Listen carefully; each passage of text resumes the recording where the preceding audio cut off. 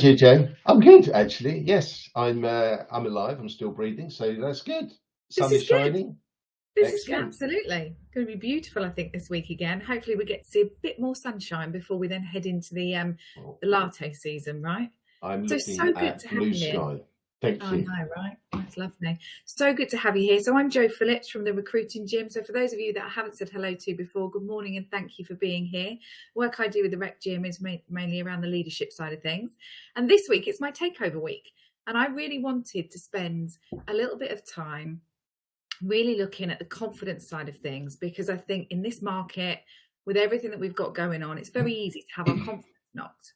Those of you who maybe see my odd post on LinkedIn will also know that I do lots of gendered work to support women. And this week, I thought it was really important that we take an opportunity to look at confidence and confidence building, but through the lens of men. And therefore, this week, I've got some formidable men who are going to be with me every morning. So I can't wait to get going. So that leads me over to introduce Alan Clarke. Good morning, Alan. Morning. It's lovely to be the warm up. It's lovely to be the warm up man before you get the main events in later on in the week. You're the main show, Alan. Come on. Yeah, well, just a bit of background. I've been training people in recruitment for 26 years now, so I think I'd like to think that I know a little bit about our little industry that we work in. You know, it's helped me to get to 17 different countries and train over 12,000 people. So there's plenty of stories there, but I can't put them all in 15 minutes. So we better stick with your questions. We like a story, Alan. We don't mind if we veer off. We don't mind if we veer off topic. That's fine. This is what these mornings are all about. So I guess the reason, one of the reasons that I approached you was because we know how much experience you've got. We know that you've seen markets go up, down, and the other way Mm. around. We know that you've trained in multiple countries, as you just said. And I guess, everybody at the moment is suffering just a little bit with confidence, a little bit with the whole, is this my skill set? Is this the market? Is this a bit of both? Am I doing the right thing? And I guess I was really keen to find out from you and really to draw down on your experience and just find out, what does confidence really mean to you, to Alan Clarke? Confidence for me is about being secure in my knowledge and my beliefs of what I'm doing and what I'm saying. For me, that confidence is about trusting myself, believing in what I'm doing and what I'm saying. For example, I've never got to that stage where I've been overly confident. I like to think that I've got a relatively small ego, despite what you might see on my LinkedIn posts.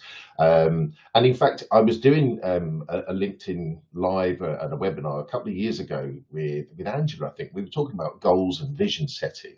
And somebody challenged me live on this course. I don't know who this guy was, but he sort of goaded me a little bit and it knocked my confidence. And he said, well, come on in, Mr. RecruiterFit, you must have some sort of fitness goal. And I thought, well, at the time I didn't. And you just said to me about, sometimes we need to fly by the seat of our pants, but it's sometimes knock our confidence. And I thought, well, I don't have a fitness goal, but I didn't want this guy to really know it. So I made one up on the spot. So this was October 2 years ago, so nearly 2 years ago. So I said to him, well, actually, I've got a big birthday coming up.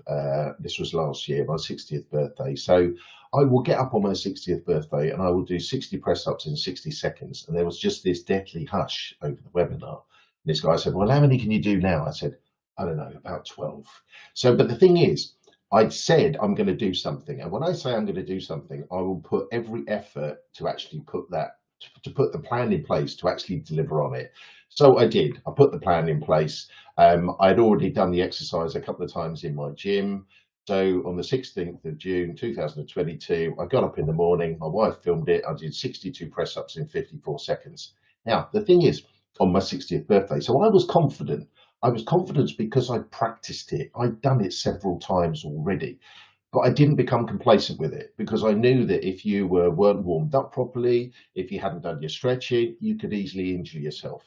And for someone like myself, I'm not sure if you know this show, but I used to do AmDram, amateur dramatics. So repetition, learning your lines, learning your stage directions, learning your dance routines, your harmonies, and sometimes having that little bit of fear just to propel you onto that stage and belt out that number, whether or not they wanted to hear it or not, it really didn't matter. Um, But sometimes that fear and that adrenaline can actually give you that little bit of confidence. But for me, the confidence came from I knew my lines, I knew my stage moves, I knew my directions, I knew when to sing and when to shut up. Interesting. So this whole piece around, regardless as to maybe how you felt in the moment, you had the structure around you. You had the foundations, right? You had the journey. You knew what needed to be said. Yeah. You knew where you needed to go. And I guess if we relate that back to the market at the moment, I think there's some messages in there around really individuals still knowing where they need to go, but then just checking, do they have the tools? Have they got the knowledge? Is there anything else that they need to maybe top back up on, whether that's questions to ask whilst they're on business development, whether that's this piece around what they're doing with their socials, whether it's candidate engagement and their experience, really just, I guess, sense checking that they have got all of their knowledge banked as they move forward. Yeah, for sure. Yeah, for sure. I mean, although that knocked my confidence, there's other things in my life that have made me feel a little bit vulnerable. I think that was going to be your second question, wasn't it? Should we do that one now? Do you know what I was just going to ask you? It was interesting that you'd mentioned that before you got on the stage, you knew your lines, you knew what you had to sing.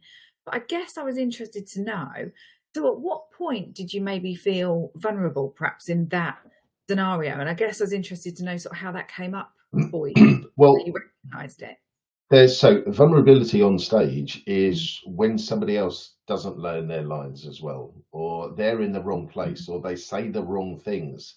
And you know that you've got all these people who are all blacked out in front of you, waiting on your every word. Now, luckily for me, I'm quite good at ad-libbing, and I'm quite good at sort of dealing with that live interaction. So, and because I knew their lines, I could actually do something like what I've just said to you. I say, so, would you like to know a little bit more about what we're going to do in New York this week? And they go, oh yeah, that's my line, sort of thing. So I think for me, it's not just about knowing my lines. As a trainer, you never know what you're going to get from the attendees. You never know what questions you're going to get. So you need to be able to, for example, have scenarios, have some war stories, some ideas. And the thing is, the stories and the analogies I have aren't always mine. They're people that I've trained, because if I say, oh, when I was a lad in recruitment, they go, oh, seriously, we're going down that route again. Pre-internet days, dial-up phones, and really noisy internet. But so for me, it's about having an understanding of the all-round landscape, so at least you can contribute, or just say, I don't know. Own up. Say, I don't know the answer to that, but I will, do my best to find out the answer. And do you think, I'm just interested in the gendered piece, do you think that there is, or what would be your take on how you demonstrate that vulnerability, or what you don't know as a male in the workplace? Do you think, have you got tips on that? Have you seen it done in a way that people can be comfortable to do so? Because I know certainly from I know quite often with women, society is quite happy for women to be vulnerable. I don't know this, can you show me? Whereas maybe there are sometimes expectations, and I'm saying sometimes there are expectations for maybe men not to be so vulnerable, maybe to know it all, maybe to be super confident, and perhaps they don't feel that way.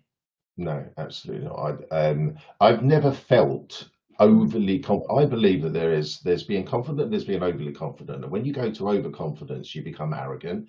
And I don't believe that gives them the best version of you. I've always said that I will leave training when I don't turn up for the attendees. I'm always there for them. I'm not there for me. I'm not there to say, oh, listen to me, look at what I build, because they're not interested in that. They want to be able to leave that, with a good set of skills and processes to go out and actually be a better version of themselves. So, but if I don't know something, I'll own it. If I make a mistake, I will own it. And just say, yeah, that was me. I said that. Or if someone challenges me and says, that won't work in my marketplace, brilliant.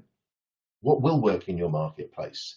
So, and that's why we need to be able to sort of bend and flex. So for me, it's just about owning up to it, because there's no hiding. When you're a trainer, you're up there in front of people, and my preference is the face-to-face stuff. And when you're up there in front of a bunch of people, there's nowhere to hide. A flip chart isn't big enough to hide me. They can still see my head. Mm. So Yeah, I just, get. just own it. Own it. Yeah, yeah, I see that. I see that. And I suppose I'm interested to know sort of how you deal with being vulnerable and how you deal with that lack of confidence if it shows up. I think for me, and one of the things I was going to talk about, I don't know how Mm, much detail to go into here, but I joined NatWest when I was 17, and I was an extremely immature 17-year-old, immature in terms of life experiences. mm, And I was given this guy to sort of buddy up with me and take me up to the tea room. And bless him, Steve, he did a great job in trying to open me up. And he said, "Oh, Alan, what team do you support?" And I said, "Well, I don't really follow football." And that was strike one. And he said, "Oh, what sport do you like?" And I said, "I play hockey." And that was strike two. He said, "Well, what do you like to do outside of work?" And I said, "Amateur dramatics." And that was strike three. And I thought, God, I'm not doing really well here. And so you could feel that this interaction, it was a little bit awkward. So this went on. We went to lunch, and him and the lads, and I've never been one of the lads, but they said, "What do you want to drink?" And I said, "I'll just have a shandy." Well, they would drink 4 pints at a lunchtime. mm, mm, So that was strike four, by the way. And then they said, "What, a pint?" And I said, "Oh, no, just a half." So, of course, this just went on. And I would say my first year, I was bullied relentless about my fashion. And I think one of the biggest things that knocked my confidence and made me feel extremely vulnerable was we used to work late nights. We used to get put up in a hotel. And one of the nights, the head of department, a very senior guy within the bank, came into the hotel room and decided to molest me. And I was 18, and I didn't know what to do. I wasn't equipped. I didn't have any form of strategy. Now this is the early 80s, and I thought, "Fuck, what do I do with this?" So the following morning, I went to see the second in command, and I said, "Look," I said, "this is what happened last night." And these are the words he said. He said, "Alan, Mr. Moore is a very senior man within the bank. He can make or break your career. So why don't we just leave that there?" Now, I don't believe that at the time I had a strategy that I could tell you and say this was my strategy. But what I'm very good at is putting it into a little subconscious box. And I put that into a little subconscious box. I then put that into an armor plated box.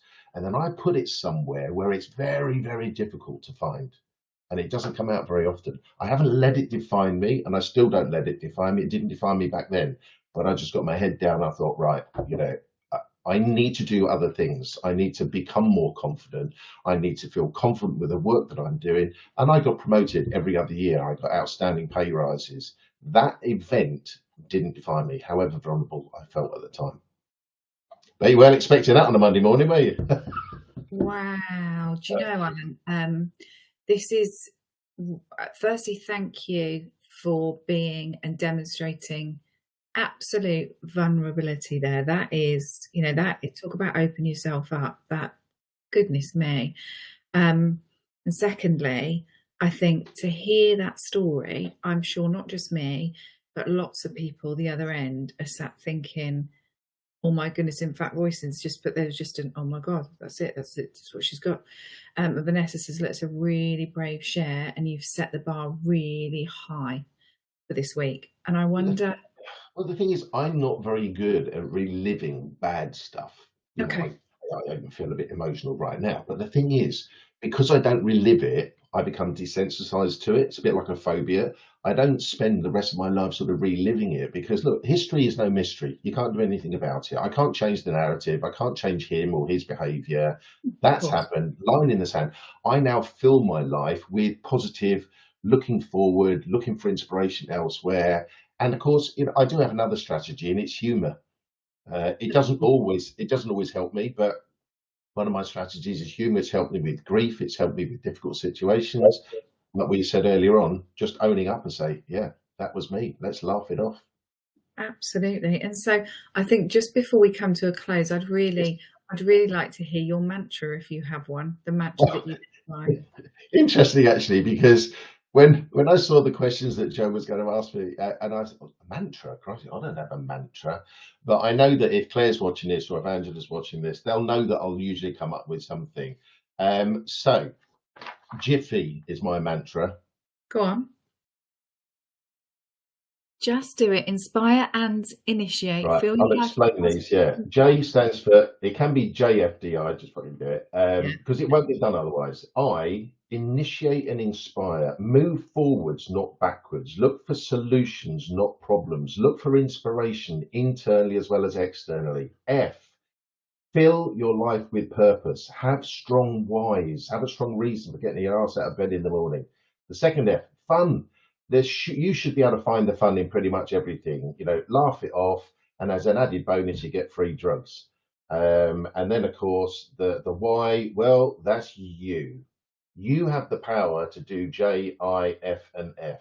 You cannot change what has already happened. All these experiences make us who we are right now, but nothing happens in life. Nothing works unless you do. So get it all done in a jiffy. Wow. So that brings us to the close of this morning's daily workout. I have to say, Alan, I am so honoured. Number one, that you joined me as first guest. Number two, that you were so vulnerable. And number three, I think our audience has really taken from that. So thank you so much for your time. It's amazing to have seen you. And I hope you have cracking rest of your week. And for everybody else who's still the other end, we have another 4 guests to go for this week, and I cannot wait to hear more about their experiences. So thank you so much, Alan. Really good have a great Monday. Thanks, Joe. Lovely to work with you for the first time. Absolutely. Bye now. Bye-bye. Take care. Bye.